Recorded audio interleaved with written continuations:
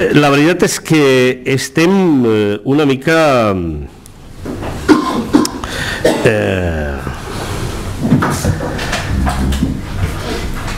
sorpresos per la barra de les diferents administracions a l'hora de pujar els serveis públics.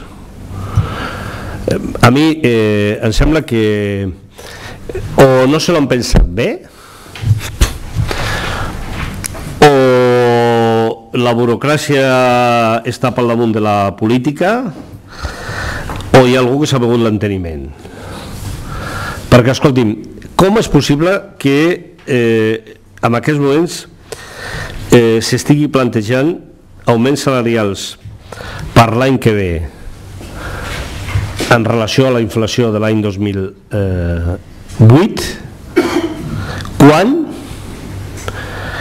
el transport públic de més ús ha pujat més del 7%, la T10?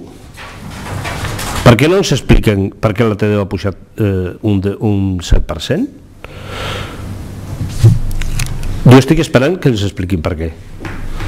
Com un govern pot tenir, jo crec que la poca decència d'autoritzar unes tarifes ferroviàries que amb Rodalies pugen un 6% i alhora el salari mínim interprofessional puja un 4%.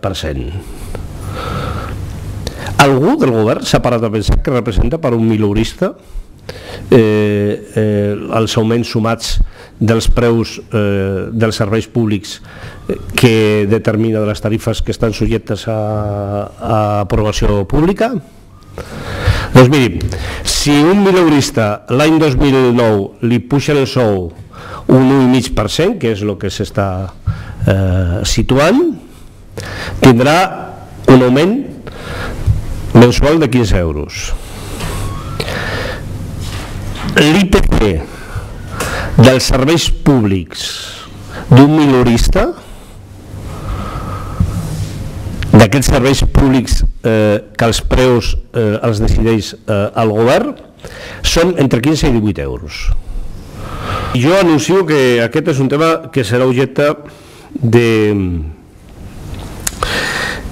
debat i de denúncia durant l'any 2009 per part de la nostra organització.